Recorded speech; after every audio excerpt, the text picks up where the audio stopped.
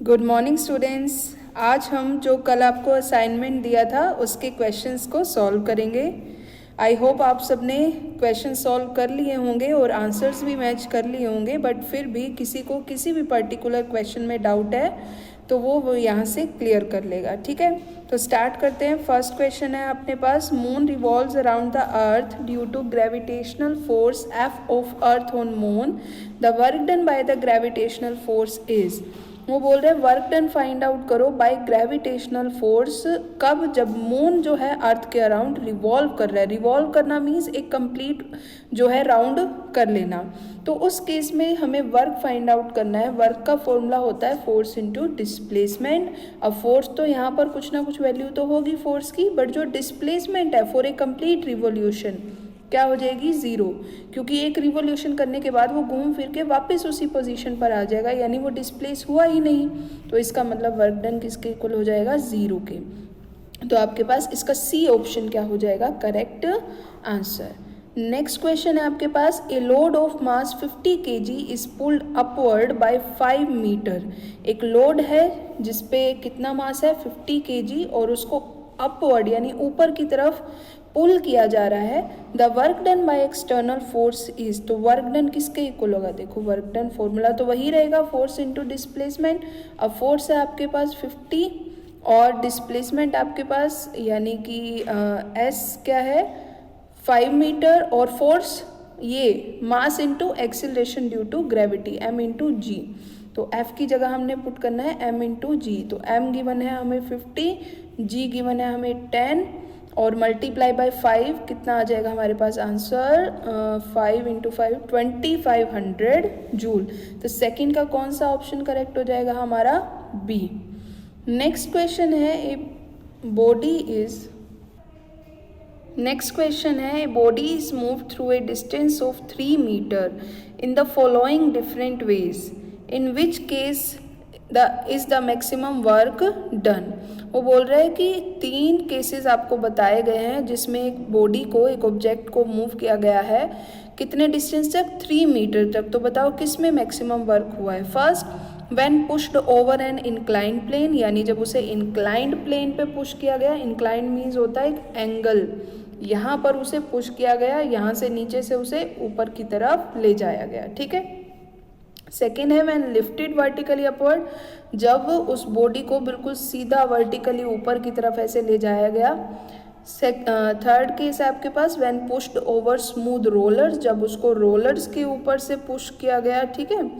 और डी है when pushed on a plane horizontal surface, और जब उसको एक प्लेन हॉरिजॉन्टल सरफेस पे पुश किया जा रहा है और इसमें उसको रोलर्स के ऊपर मीन्स रोलर स्केट से बांध लो, ये उसके ऊपर से इसको पुश करके ले जाया जा रहा है। तो किस में सबसे मैक्सिमम वर्क डन होगा, ऑब्वियसली जिसमें ज़्यादा फोर्स लगाना पड़ेगा, और ज़्यादा फोर्स आपको लगाना पड़ेगा बी पार्ट में। थर्ड का बी आपका बिल्कुल सही आंसर होगा। एंगल वाले पे फोर्स कम लगाना पड़ेगा, रोलर वाले पे तो बहुत कम फोर्स लगाना पड़ेगा, और स्मूथ सरफेस जो है प्लेन स्मूथ सरफेस उसमें भी कम फोर्स होगा।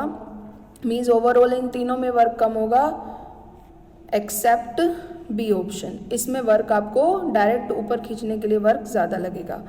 फोर्थ क्वेश्चन है अब आपके पास बच्चों, a body of mass 1 kg has a potential energy of 1 joule relative to the ground when it is at a height of, आपको हाइट बतानी है, मास गिवन है और एनर्जी गिवन है। तो फिर पोटेंशियल एनर्जी का फॉर्मूला आपको याद होगा, क्या होता है, एम जी एच।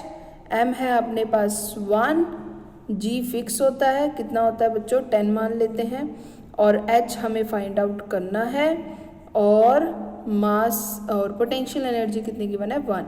तो 1 से 1 कैंसिल, एच किसके इक्वल हो गया 1/10, 10 मल्टीप्लाई है ना, इधर आके क्या हो जाएगा डिवाइड, तो 1/10 कितने के इक्वल हो जाएगा 0.1।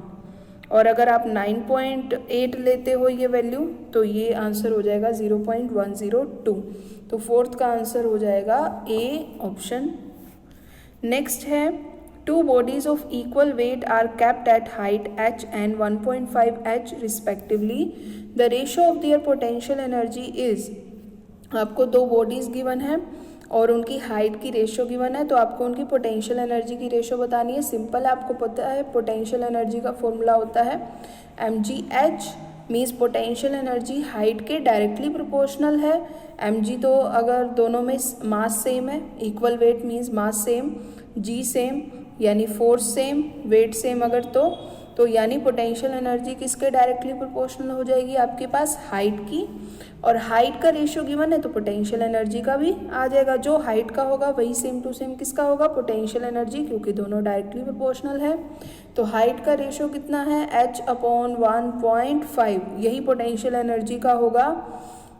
तो h से h कैंसिल, 1.5 को हम 15/10 राइट करेंगे और 10 डिवाइड में होगा तो ऊपर जाके क्या होगा, मल्टीप्लाई, और इसको सॉल्व करेंगे तो ये आ जाएगा 2:3, दैट मीन्स 2:3। तो बी ऑप्शन इसका करेक्ट आंसर हो जाएगा।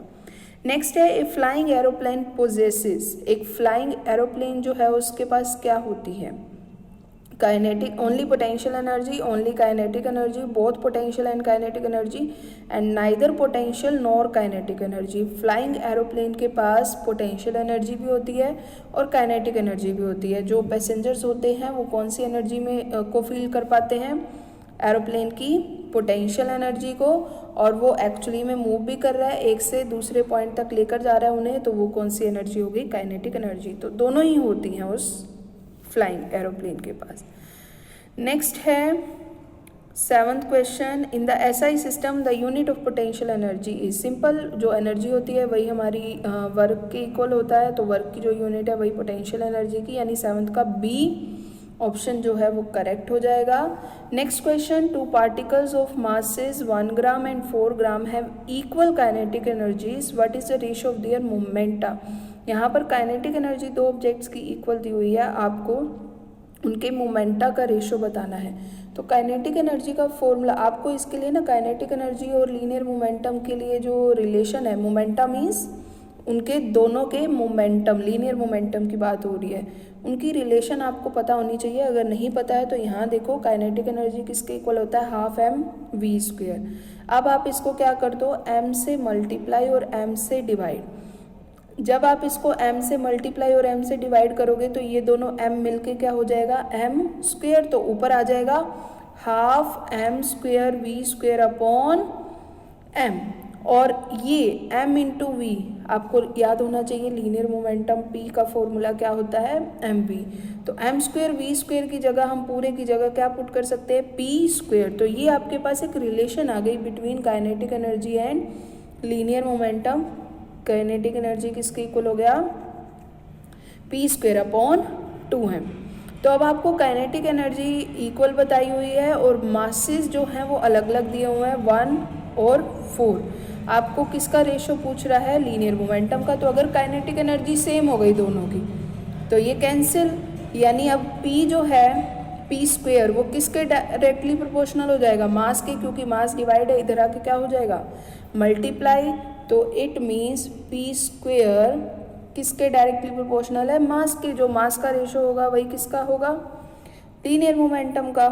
और मास का रेशो कितना आ रहा है अपने पास, 1/5, और इधर स्क्वायर है तो ये इधर आएगा, तो यहाँ क्या हो जाएगा, रूट, यानी आंसर कितना आएगा, 1/2। तो 1/2 है आपके पास, तो इसमें से कौन सा ऑप्शन आपका सही हो जाएगा फिर, 8th का सी ऑप्शन, 1:2। अब यहाँ पे कंफ्यूज मत होना बच्चों, कई बार बच्चे कंफ्यूज हो जाते हैं, वो सोचते हैं p²/2m था काइनेटिक एनर्जी के, तो ये 2 कहाँ चला गया। ये आप क्या कर रहे हो, यहाँ पर रेशो के अकॉर्डिंग देख रहे हो कि जो मास का रेशो होगा वही लीनियर मोमेंटम का, और ये दोनों एक दूसरे के डायरेक्टली प्रोपोर्शनल होंगे। आपको ये नहीं देखना कि इसमें 2 भी आएगा कैलकुलेशन में या नहीं आएगा, आपको सिर्फ ये देखना है कि उनका रेशो दूसरे पे कैसे डिपेंड करता है, डायरेक्टली डिपेंड करता है या इन्वर्सली डिपेंड करता है। ओके, तो ये इसका आंसर 1:2 होगा। नेक्स्ट क्वेश्चन है आपके पास, newton metre. Newton metre is the unit of, बिल्कुल सिंपल है, आप कर चुके हैं, न्यूटन इंटू मीटर, यानी फोर्स इंटू डिस्टेंस या डिस्प्लेसमेंट किसके इक्वल होता है, वर्क के। तो 9th ऑप्शन का कौन सा आंसर करेक्ट हो जाएगा, B, that means work. Next है 10th question, a force of 10 newton displaces a body by 6 metre in 3 seconds. The power of agency applying the force is, force given है और आपको distance given है और time भी given है, तो power बतानी है। तो पावर का फॉर्मूला आपको पता है क्या होता है, वैसे तो दो फॉर्मूले हैं लेकिन यहाँ जो बेस्ट सूट करेगा वो है वर्क इनटू टाइम, और वर्क किसके इक्वल होता है, फोर्स इनटू डिस्प्लेसमेंट। तो फोर्स आपको गिवन है 10 न्यूटन, डिस्प्लेसमेंट गिवन है 6 मीटर और टाइम भी गिवन है, तो फिर आपके पास पावर आ जाएगी। सिंपल है, सभी ऐसा यूनिट में है तो ज़्यादा मेहनत करने की भी ज़रूरत नहीं है, डायरेक्ट मल्टीप्लिकेशन होगा। 6 इंटू 3 हो जाएगा 18 और 18 इंटू 10 हो जाएगा 180। 10th का सी ऑप्शन करेक्ट आ जाएगा, 180 वाट। ओके, नेक्स्ट क्वेश्चन है हमारे पास। एक सेकेंड बच्चों, उल्टा राइट कर दिया मैंने। पावर का फॉर्मूला होता है work upon time, work into time नहीं होता, सॉरी गलत हो गया ही। वर्क का फॉर्मूला क्या होगा, force into displacement divide by time. अब फोर्स इनटू डिस्प्लेसमेंट तो कितना है, फोर्स है 10 इंटू 6 डिवाइड बाय 3, तो 3 से 6 कितने पे कैंसिल हो जाएगा, 2, तो 10 इंटू 2 बचेगा, यानी कि 20 वाट आंसर होगा। इसका करेक्ट कर लेना, 10th का डी ऑप्शन करेक्ट होगा। ठीक है, नेक्स्ट है a porter with a suitcase on his head, he is climbing up a flight of stairs with a uniform speed. The work done by the weight of the suitcase on the suitcase is, कि work done कितना होगा suit case के ऊपर, suit case की वजह से। तो जब कोई भी एक पोर्टर मीन्स एक तरह से आप कह सकते हो कूली, जो कि उसको सूट केस को क्लाइंब करके जा रहा है और स्टेयर्स की उसके ऊपर, फ्लाइट की जो स्टेयर्स हैं उसके ऊपर चढ़ता हुआ जा रहा है, तो कितना वर्क डन कर रहा होगा। अब वो जब ऊपर की तरफ जा रहा है तो वो आगे की तरफ, मतलब ऊपर की तरफ फोर्स लगा रहा है, और जो सूटकेस है वो किसकी तरफ फोर्स लगा रहा है, पीछे की तरफ फोर्स लगा रहा है। तो मीन्स जिस डायरेक्शन में फोर्स लग रहा है वो उससे अपोजिट डायरेक्शन में डिस्प्लेस होने की कोशिश कर रहा है। तो फिर इस केस में आपका जो एंगल बनेगा वो क्या हो जाएगा, फोर्स इस डायरेक्शन में लगा रहा है वो स्टेयर्स पे चढ़ने के लिए, सूटकेस इस डायरेक्शन में फोर्स लगा रहा है डिस्प्लेस होने के लिए, तो फिर एंगल इनके बीच का कितना हो गया, 180 डिग्री। कोस 180 की वैल्यू क्या हो जाएगी, -1। तो फिर आपके पास जो आंसर आएगा वो किस में आ जाएगा, नेगेटिव में। 11th का आपका बी ऑप्शन करेक्ट हो जाएगा। नेक्स्ट क्वेश्चन है, when a body rolls down on an inclined plane it has, जब एक बॉडी रोल डाउन करती है इंक्लाइंड प्लेन के ऊपर तब इसके पास क्या होती है, only kinetic energy, only potential energy, both kinetic and potential energy, neither kinetic nor potential energy. आपको इन तरीके के क्वेश्चंस में ज़्यादा सोचने की ज़रूरत ही नहीं है, इसमें दोनों होती हैं, काइनेटिक भी पोटेंशियल भी, सभी इंस्टेंट पे, और एक एनर्जी दूसरे एनर्जी में कन्वर्ट होती जाती है। ठीक है, तो दोनों ही इसका आंसर होंगे, मीन्स दोनों ही एनर्जी होंगी इसके पास। नेक्स्ट क्वेश्चन है हमारे पास, 2 bodies of equal masses are dropped from a cliff at any instant they have equal. वो कह रहा है 2 बॉडीज जिनके अनइक्वल मासेज हैं उनको हमने एक क्लिफ यानी एक कह सकते हो छोटी सी पहाड़ी से उनको ऐसे गिरा दिया।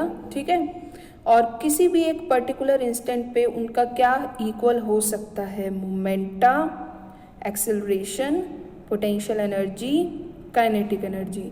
पोटेंशियल एनर्जी और काइनेटिक एनर्जी तो इक्वल हो नहीं सकती, ये दोनों एक दूसरे में मतलब कन्वर्ट हो जाती हैं, है ना, होती रहती हैं। मोमेंटम भी नहीं हो सकता क्योंकि मास इनटू वेलोसिटी, और वेलोसिटी ऊपर से नीचे आने पे हर पॉइंट पे हर इंस्टेंट पे क्या हो रही है, चेंज। तो इसका ऑप्शन हमारा कौन सा करेक्ट होगा, 13 का बी, दैट मीन्स एक्सेलरेशन। ठीक है, अब 14th क्वेश्चन पे आते हैं। Mass of 60 kg is moved vertically upward through a distance of 4 metre. Mass given है, डिस्टेंस गिवन है। If the gravitational acceleration is 9.8, the work done against the gravity. तो अब इसमें आप देख रहे हो m गिवन है, g गिवन है और हाइट मतलब h गिवन है, तो वर्क फाइंड आउट करना है। वर्क एनर्जी दोनों एक ही बात है, आप इनके फॉर्मूलेज में ज़्यादा कंफ्यूज मत हो कि फोर्स इनटू डिस्प्लेसमेंट है, जो आप जो पोटेंशियल एनर्जी होगी वही वर्क डन भी होगा, दैट मीन्स mgh। तो m पुट करेंगे, m कितना है 60, g पुट करेंगे 9.8 और h कितना है 4। जब आप इन तीनों को मल्टीप्लाई करोगे 64 और 9.8, 60 इंटू 4 होगा 24 और 24 इंटू ये जो आपका 9.8, अगर हम इसे 10 ले तो 2400 बट 10 से ये थोड़ा सा कम है, तो 2400 से थोड़ी कम वैल्यू, यानी कि इसका आंसर हो जाएगा आपके पास 2352 जूल। आप एग्जैक्ट कैलकुलेशन करनी पड़ेगी क्योंकि दो ऑप्शन दिए हुए हैं और दोनों बिल्कुल क्लोज हैं एक दूसरे के, तो एग्जैक्ट कैलकुलेशन करके जब आप फाइंड आउट करोगे तो आंसर होगा 2352 जूल्स, यानी 14 का बी आंसर।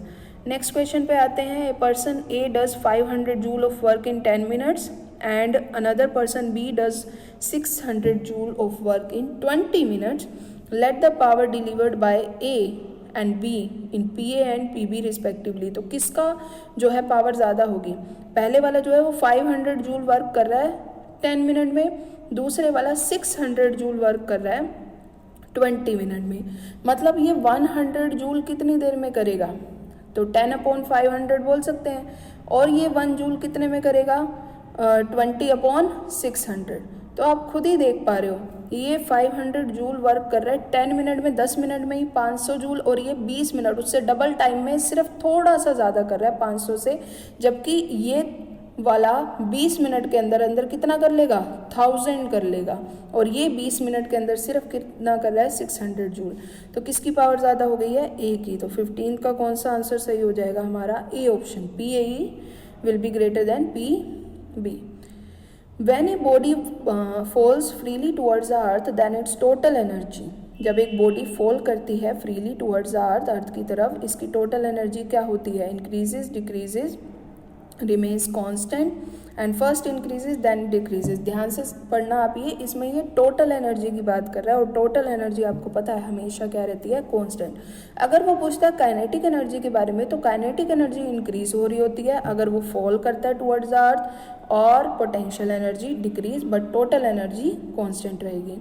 नेक्स्ट है 17 question. In case of negative work the angle between the force and displacement. Negative work के लिए अभी भी हमने इसमें किया है, इससे पहले एक क्वेश्चन 180 डिग्रीज का क्या होगा करेक्ट आंसर? 17 का डी। नेक्स्ट है which one of the following is not the unit of energy. Energy की यूनिट कौन सी नहीं है? जूल है, न्यूटन मीटर है, किलोवाट आर भी है, किलोवाट नहीं है, किलोवाट पावर की होगी, तो सी ऑप्शन इसका करेक्ट आंसर हो जाएगा। लास्ट 2 क्वेश्चंस है हमारे पास। 19th क्वेश्चन फटाफट देखते हैं। The work done on an object does not depend upon. Work done किस पे डिपेंड नहीं करता है? डिस्प्लेसमेंट पे तो करता है, फोर्स अप्लाइड पे भी करता है, angle between force and displacement इस पे भी करता है, इनिशियल वेलोसिटी पर नहीं करता है, यानी कि 19th का आंसर हो जाएगा डी। और 20 का answer work stored in a dam possesses. Dam में कौन सा वर्क, मतलब कौन सी एनर्जी स्टोर करता है वर्क के फॉर्म में? वो होती है पोटेंशियल एनर्जी, यानी 20 का आंसर हो गया डी। ओके स्टूडेंट्स, अब आपके सारे क्वेश्चन सोल्व हो गए हैं। इनको आपने अच्छे से, जो भी इसमें न्यूमेरिकल आए हैं, जो भी क्वेश्चन कंसेप्ट आए हैं, वो सब अच्छे से आपने लर्न कर लेने। Thank you.